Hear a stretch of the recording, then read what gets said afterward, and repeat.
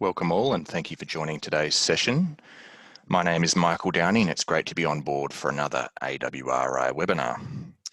Today's webinar takes a look at rapid visual assessment and mapping of fire-damaged vineyards, and is the first of 5 webinars designed to assist growers who are dealing with the effects of recent bushfires. These sessions were formed as part of the Vineyard Mapping and Assessment project that was created in response to the Cuddly Creek and Kangaroo Island bushfires.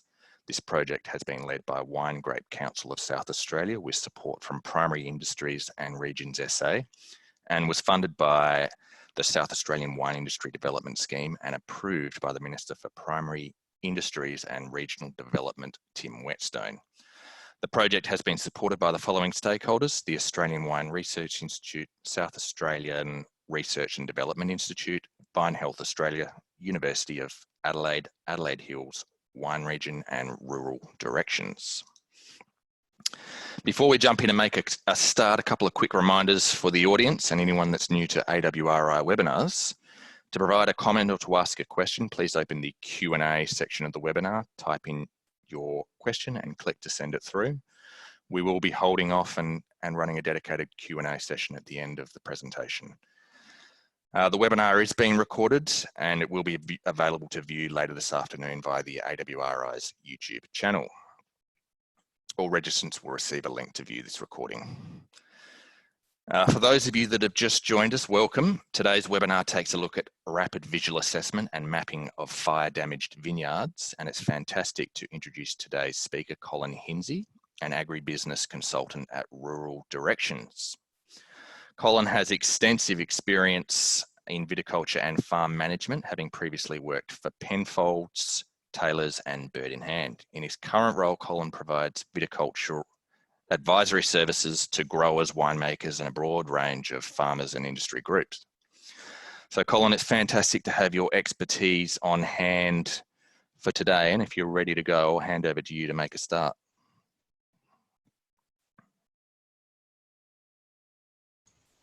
Thanks, Michael, and welcome everyone to this webinar. There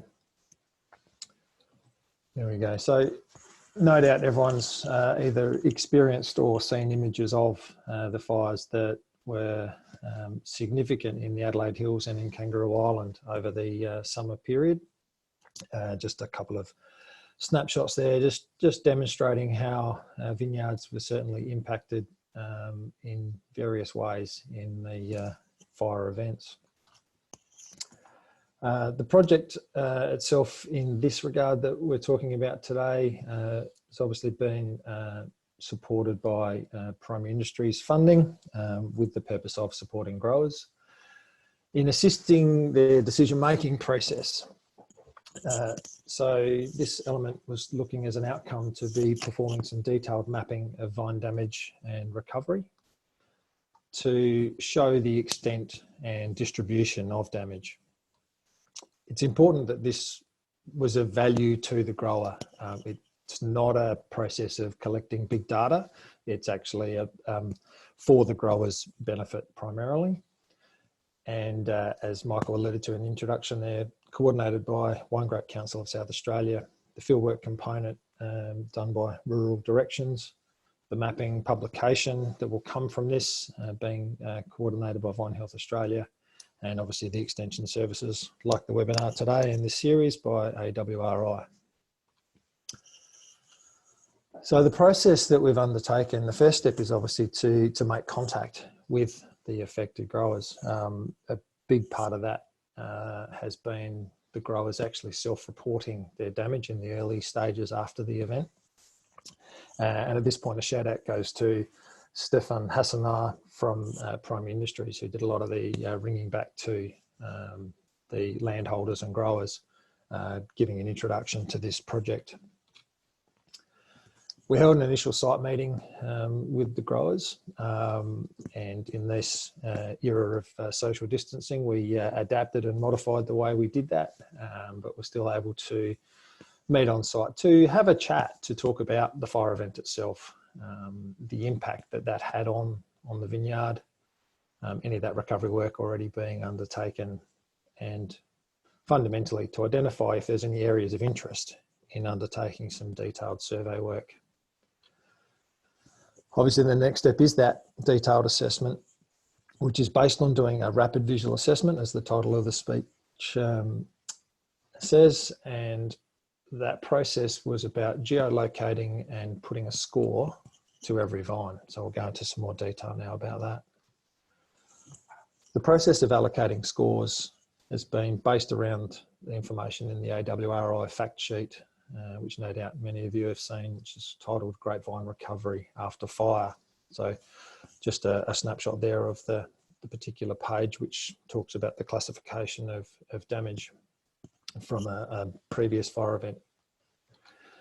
So this was the starting point for our scorecard process, keeping in mind that we needed to adapt that to the scenario of 12 weeks or more after the fire, by the time this process actually got underway.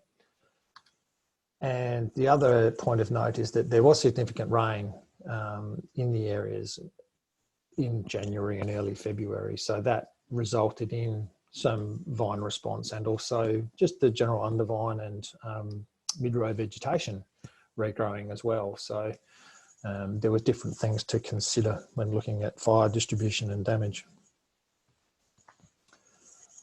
If we look more specifically at some of those categories that we've talked about, so and how they've related to what we're seeing now. Minor damage in this current state, we're looking for evidence of damaged leaves, mainly basal leaves, if we consider that the fire was likely to have been, you know, a slow burn along the mid-row, creating some heat that's created some damage. The majority of grapes on those vines are what I would call sound, in that they've gone through veraison and they're physically in a condition that could be picked. And in some scenarios, the vines have been picked or you know, grazed and eaten by birds, etc., kangaroos, that we're looking for a sign of a green rachis. If we take that to the next level, what's called moderate is actually where major bunch zone damage is seen. The grapes are fully desiccated, so there's not any of those viable fruit there, at least more than half. So that's what takes it from being minor to a moderate. And at the other end of the range of moderate vines, we're looking for retained leaves and or new growth above the cordon. So in those couple of examples there, we can see that the you know, there's growth coming from the crown there.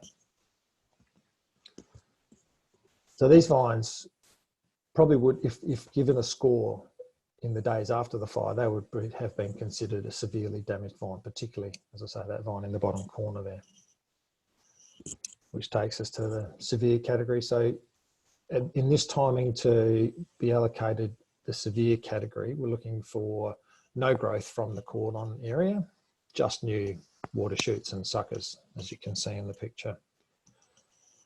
Now, there's a wide range of those observed as well, from a small shoot that's recently just emerged to a very vigorous trunk of vines, but they've all got the equal score of severe, meaning that there isn't growth from the cordon above it, and the result is a need for a new sucker. The process of collecting the data, we actually used the Grape Assess app as the fundamental software package for collecting the information. So a program designed originally around powdery mildew and botrytis, percentage of infection in leaves or bunches. The advantage of using an app like this is it provides for a single tap on the screen to log your location and the attribute depending on where you've pressed on the screen. So we've created a custom form, which is a tool within the app as it exists, and it gives you the ability to put the description on the screen. So you can see there's 5 buttons that are in green with the red background: nil damage, minor, moderate, severe, and no growth. There you can see across the bottom, if you haven't used this app before, there's a score history, so it shows you the last 5 scores you've put in. It keeps some statistics about what's going on, and it does give some on-the-go severity ratings. Now, in this scenario, it's actually not a percentage of damage that we're recording. We're actually using the default percentage score, but logging it as a number. But the screens show it as a percentage. So it's just needing to take that in mind. And another acknowledgement here, thank you to Wine Australia for supporting a couple of minor software tweaks, which involved a bit of time for the app developer just to make this a little more user-friendly for me. So that support is much appreciated.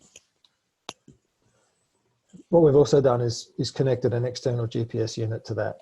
So that's given us the ability for that to be recorded in a sub-meter accuracy rather than just using the default accuracy of the phone GPS system. And that's able to be connected with a few tweaks to the Android software to be able to overwrite the phone's default. And that picture there just shows the setup as a backpack unit. In this scenario, it's actually walking through an apple orchard in the Lenswood area, but the concept is the same. Once we've collected that data, it's basically well, it is a CSV file that gets exported out of the Grape Assess app. It captures date, time, you can log the row number, and it gives you the score that you gave the vines, the longitude and latitude. We can export that very quickly into a GIS software and quickly see the distribution of dots. We can then assign very quickly the percentage to a color score, and we can start to visualize very quickly nil, mild, moderate, severe, or no growth. We can start to see what the patterns are from a stepping back point of view. And that can easily be overlaid onto a satellite image such as Google Earth or the like. Taking it the next step, so this is where our partnership with Vine Health is going to be very important. This is a couple of pilots that were developed. So there you can see overlaid over some an aerial photograph, high resolution photography that was taken soon after the fire. So there'll be an overlay on the property itself, and we're also taking an interpolated image as well. So that gives the grower, the landholder, an opportunity to see the data in a couple of different ways. Some people will be able to recognize patterns out of a colored dot scenario like this. An interpolated image like what's on the right just gives a chance to see it as a smooth surface. Now, some of that will be more noisy than others, and so each image will have its own relevance. But that's what we're looking at the deliverables to be from the process. Obviously, doing manual mapping like this does have some limitations to it. The process of a rapid visual assessment, clearly there's only a broad range of categories, and within the range of moderate in particular, there's actually quite a range of damage and regrowth that we're seeing. So it is fairly coarse. Like most biological systems, they don't like conforming to standardized descriptions. And so it is important to keep the number of scores quite small so that it is possible to look at the distribution. If we opened it up to 8 or 10 categories of different types of damage, really would start to defeat the purpose of what we're trying to do here.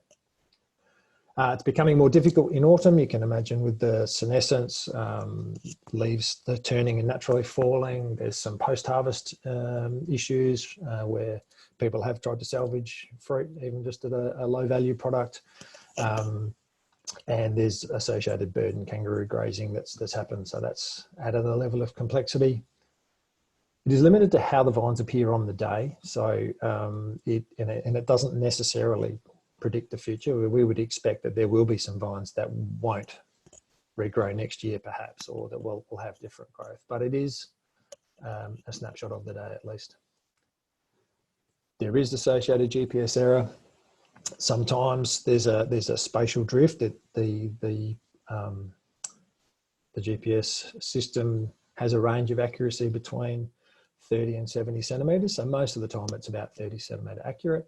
but it does drift over time, and the software that we're using in this process doesn't necessarily alert you to when something's going wrong. The other limiting factor is it's actually refreshing, so it's updating its position every second. Now, you might imagine that in some of the dense planting environments, you might actually be physically capable of logging faster than that, but you actually need to slow down the rate of producing the scores so that the new GPS position is updated accurately. And like most systems, there is a human error element to it.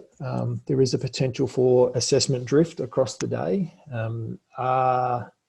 Is the individual scoring it the same in the afternoon, later in the afternoon, as they did when they first started in the morning? And, you know, is there potential there? And, you know, is there, because it's a one-touch thing, yeah, there is sometimes you do double tap the screen when you don't mean to. If you realise it, you can hit undo and go backwards. If you do sometimes give the wrong score. So there is a human error element to the process. On the flip side, the benefits of that human eye evaluation, it's quite good at picking up the subtleties between categories that, say, an NDVI image could not do. There's an element of site-specific calibration. So when you first arrive at a block, you need to actually go down a couple of rows to start with and actually calibrate and say, okay, this is what a moderate vine looks like in this scenario. This is what a severe or a minor vine looks like. So there's an element of calibration that can be done very quickly on arrival. And there's the ability to look past other factors such as a poor vigor patch or a Eutypa infection. It's separate from damage by fire, which is the primary attribute being assessed. And there's the opportunity to repeat in the future. For example, next springtime or in a year's time, there might be another assessment done, slightly different categories, but you could use the same process to give a score on that vine health and compare that. Particularly with that interpolated map, there's a chance to compare year on year with an image like that. Value to the grower, as we stated on the intent, is the visualize the extent and distribution of the damage. Gives an opportunity to sit back and have a look on the page. Also provided will be a summary table. So by capturing the data by row, we'll be able to provide row and overall statistics on the number of vines and the percentage of vines in each category. And together they'll be able to assist the decision-making process, what to do this winter, which fundamentally comes down to a pruning decision or a remedial action decision, as extreme as pulling out.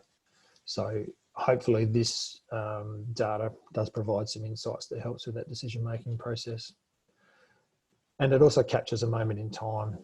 So with the exception of replanting, there's an opportunity to compare in future. If there's decline in a particular area, there's a reference point for what the vines were looking like at this stage. So just finally, a couple of observations that I've made, having had the unique opportunity to visit a number of these, pretty much every vineyard that's been affected, certainly in the Adelaide Hills so far, with a few exceptions yet to get to. Every vineyard is burnt differently.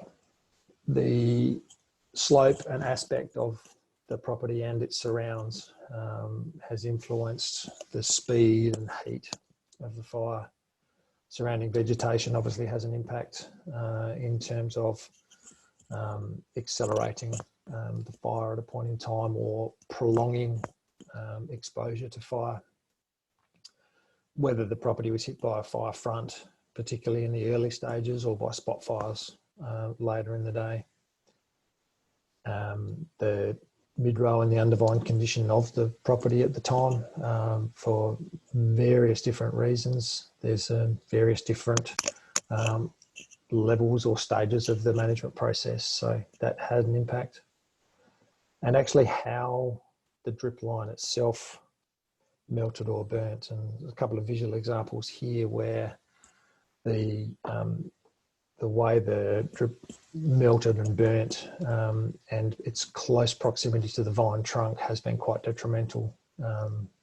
Those vines are have no growth on the tops, for example, and so that's quite a common appearance, that the worst vines are associated with the worst of the heat impact from that plastic burning in the vineyard as well. So all of those above factors has influenced the degree and the distribution of vine damage and the response. In terms of the vines themselves, there's been a couple of different things observed. There are some that have grown and collapsed, but interestingly, not as many as I thought there would be.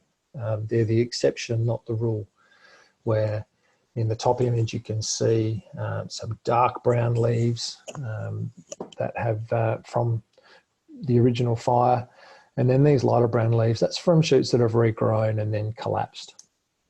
Similarly with the bottom image, in this case the vine was pruned after the fire. There was some regrowth from those buds or basal buds that have then also collapsed. So it has happened, but not as common as I thought it might be in this initial season. There's still delayed shoots coming from the base, and you saw that in one of the earlier slides, that there was that tiny shoot that was still coming from ground level. So not all is lost for a vine that hasn't yet grown. And also interestingly, there is sort of virus type symptoms that are appearing in a number of blocks. So the top image is a Pinot Noir, which is expressing some sort of leaf roll style virus characteristics. And the bottom here is a Chardonnay, which if you didn't know any better, you would think that was possibly Australian grapevine yellows. So that disruption of the phloem is causing a viral type response to some of the vines as well. So that's been an interesting thing to observe. So that pretty much brings to the end of the presentation as it stands at the moment. Hopefully that's given you an idea of the surveying work being done and how we hope to deliver that back to the growers very shortly. So thank you for your time listening and welcome any questions. Okay, great. Thanks very much, Colin, for your presentation there. As Colin's indicated, he will stick around for a little while to answer any audience questions. So this is your opportunity to send them through. Just a reminder, if you're not familiar with how to ask a question, please open the Q&A button in your Zoom toolbar, type in your question and click to send it through. We don't have any questions just yet, Colin, so I might just remind the audience that this is the first of 5 sessions that will be run in response to recent fire events. Next week, we've got Cassandra Collins from the University of Adelaide, who will be joining to discuss bud dissection as a tool to evaluate the impacts of fire on grapevines and inform pruning decisions. And we've also got a session following that from Nick Dry about purchasing grapevine planting materials, and then Richard Hamilton will be discussing winter pruning and then training fire damaged vines and replants. Okay, Colin, we've got a couple of questions that come through. The first one is, you mentioned virus-like symptom that you are associating with phloem damage. Have you cut a few trunks to have a look and confirm this? Short answer is no, I haven't. More so have had a couple of discussions with colleagues and sort of deduced that was the most likely scenario. The virus would tend to cause a phloem blockage, bring on an accumulation of sugars and other colour factors, particularly in the Pinot, for example. So it's not going to, so it's going to limit the sugar coming down into the root system. Therefore, it's getting trapped in the leaves and starting to show those symptoms. But no, I haven't done any sort of diagnostics to try and see whether that's the case. Okay, thanks, Colin. Another question here about how you would advise a grower to determine whether the leaf symptoms are virus or a deficiency. Certainly it's be possible to do virus testing through a diagnostics laboratory, I guess the first point would be to consider if you've seen virus symptoms in that block before. So my gut feel would be that if you've never seen those sort of symptoms before, but you are now seeing them in a fire damaged vineyard, that's the most likely result. Yes, it's probably wise if there's a symptomatic vine. In the short term, it's probably not a big deal unless you were planning to do grafting, which I would say is not a huge case. The numbers that I've seen in this are not high. So I think whether it's a virus or not probably isn't going to influence the decision on what you do, whether it's to retain or to replant. So it may not be something worth pursuing. It was more of an observation. Okay, and a follow-up to the phloem damage first question. Are you suggesting that this may be a combination of fire and virus effects? Look, it may well be. It's not a definitive diagnosis. As I said, more of an observation. So, yeah, the only way to really know would be to do some diagnostic testing. Great. We've also got a question here about viewing the session again. For anyone that joined in late, the session is being recorded, so you will be provided a link to view this recording after the session. Thanks for your question there, Cheryl. Just a reminder, we'll also be distributing a survey after this webinar. If you've got any questions or issues that you would like addressed in future sessions, then this might be an opportunity to indicate that. So I do encourage everyone to fill in the survey. Colin, it looks like we've got another one that's just come through.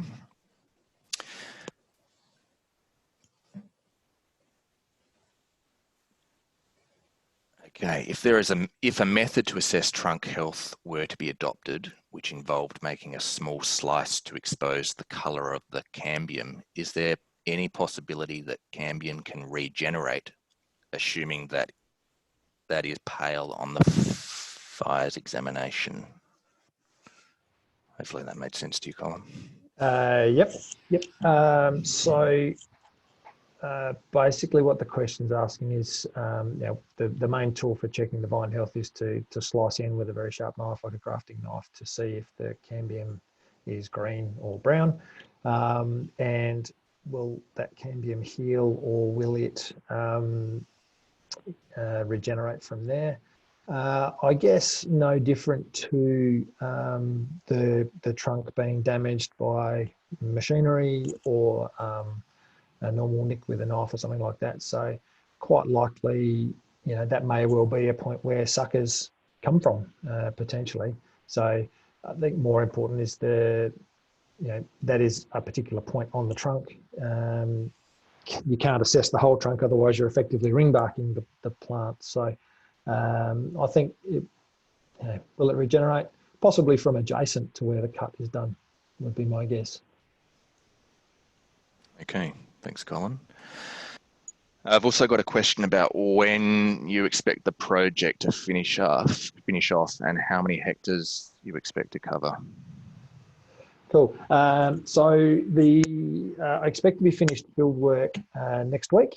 There's a handful of blocks that are still to be walked and to have the detailed assessment done. There's also a handful of growers that I've made contact with by phone and haven't yet done the site visit. And one or two more that actually still need a phone call. So we're very close to completing the process. I would expect the total area that's been walked and surveyed in detail will be somewhere around the 80 to 90 hectares. So in most properties, we've done somewhere between 2 to 4 hectares of the property. So in a lot of places, people have made some, undertaken some remedial work already. So we've sort of excluded that from this process in most scenarios. So yeah, it's been a fascinating experience to really work with each landholder and pick a spot of interest. So that'll be the scale of the process. Sure. And the total number of properties that have been involved, I think, exceeds 40 at the moment. There's been a couple that have opted out for reasonable cause, and others that have said don't come or haven't been damaged, or it's a mothballed vineyard. So there's been other exceptions to that, but yeah. Yep. Okay. Thanks, Colin. After surveying all these vineyards, was there anything that you were surprised by in terms of level of damage? Yes, I guess it was a gradual process of gaining the information. So surprised probably isn't the right word, but amazed at the ability for a number of plants to regenerate, but also amazed at the sheer heat of the fire in places where, you know, trunks have literally cracked open due to the intense heat and drying the vine trunks so rapidly. So, and I guess the other thing that, if I add the human element to this, is actually just the natural resilience of the growers that I've been speaking to. I didn't really mention beforehand, but I think the biggest thanks and praise goes to those that I've been able to spend time with, that you know, have shared their stories and have been really, for some, been reliving a nightmare, and you could tell they were really reluctant to actually talk about it some more. So an actual really big thanks to those landholders involved that has made this possible. So they've done really well. Great, thanks, Colin. You mentioned a little bit earlier that 2 to 4 hectares of each property was surveyed. What determined the section of interest? Sure. So as I mentioned before, if there was an area where remediation work such as cutting off the trunks already, or cutting cordons or arms off, that's already had an influence on how the vines are regrowing. So we've first of all targeted areas that no remedial work had yet been done, or very little, primarily just either replacing dripper tube or nothing at all. We then looked at areas where it wasn't obvious what the right response would be. So it's typically been areas that have been variably damaged. Part was more damaged than another, or the damage was like spot fire damage through the property and wanting to get a proper scale on things. So we tried to pick the difficult blocks or the difficult patches. So in one scenario, there were 3 adjacent varieties. We picked a hectare out of each and did a strip of about 20 rows, for example. So in another property that we visited, we talked it through. The fire went through quickly. It's all pretty much uniformly growing back. There wasn't really anything to map. So it's been very much a case-by-case basis, and to borrow a phrase from the health sector, it was pretty much a triaging process to prioritise and work through where the value would be. Okay, great. Another question here. If you were to put your finger on what you think the biggest benefit of this project will be, what would that be, Colin? Well, look, I don't think there's one. As I sort of said in summary, I think quite possibly the biggest benefit will be capturing a snapshot in time. So it is what it is, and now come winter, people will do remedial works, which will be determined hopefully with some assistance over the next couple of webinars, that vines will grow again in a year or two. Be able to assess how they're going and be able to compare the before and after, essentially. And I think there's also a feeling along many of the growers that I've spoken to about the greater good for the big picture. So most are quite willing for information to be shared, for further research to be done, on the basis that when there is another major event in the future somewhere in the country, we have answers to questions that were raised on the 2nd of January. What should we do? It was quite a unique circumstance to have the fires as early as they were in the season. So there's been months of regrowth potential as opposed to a fire that might occur in February or March. So it was quite a unique situation, and the scale of it was somewhat unique as well. So there's a couple of benefits. Great, thanks, Colin. question here about how extensive root systems that have been damaged can be for remedial work to be successful, especially severely affected vines. Do you have any insights around that? Great question, but no direct insights. We haven't looked underground at all in that scenario. You know, to be able to do some soil pit investigations would be pretty interesting. Absolutely. My gut feel would be that only surface roots would be impacted. The heat transfer from ground level down, I don't imagine would be particularly significant. But having said that, there obviously must be some impact because in areas that have been cut off almost straight away, not every vine has recovered. Now, if you'd done that in a non-bushfire scenario, but in the middle of January gone through and cut the head off every vine in a 2-hectare patch of Chardonnay, what would the recovery rate be without the fire? We don't know that. We absolutely don't know that answer. Yeah, it'd be, there's more questions, absolutely. Okay. Thanks, Colin. Looks like that might be it in terms of the Q&A. Just for the audience, if you do have any follow-up questions around any of this content, then yeah, please use the survey to follow that up, or send an email through. I think, Colin, you've got your contact details there, and I'm sure you're happy to be contacted also. Yes, absolutely. Encourage it. Thank you. Yep. A late one come through. Yeah, so a comment here about where the funding for this project came from. And is there an option for growers to contact you for possible survey work? Sure. So the funding underpinning all this work has come from Primary Industries and Region South Australia, PIRSA. There's absolutely more scope to do something if I haven't been in touch with you already. So please feel free to drop me an email on the on-screen email there. And yeah, be happy to touch base if I haven't yet linked up with your property. Okay, great. Colin, I think we might leave it there. Thank you for coming in and providing some really key learnings around this topic and digging into this project. Really appreciate it. Thank you also to the attendees and everyone that logged in and joined in today's discussion. As I mentioned earlier, attendees will receive a follow-up link so you can re-watch the recording of this session. And as I mentioned also, the next webinar is on the 30th of April. Associate Professor Cassandra Collins from the University of Adelaide will be joining to discuss bud dissection as a tool to evaluate the impacts of fire on grapevines and inform pruning decisions. So if you haven't already registered for this session, please visit the AWRI website to do so. Thank you again, and I look forward to seeing you at the next AWRI webinar.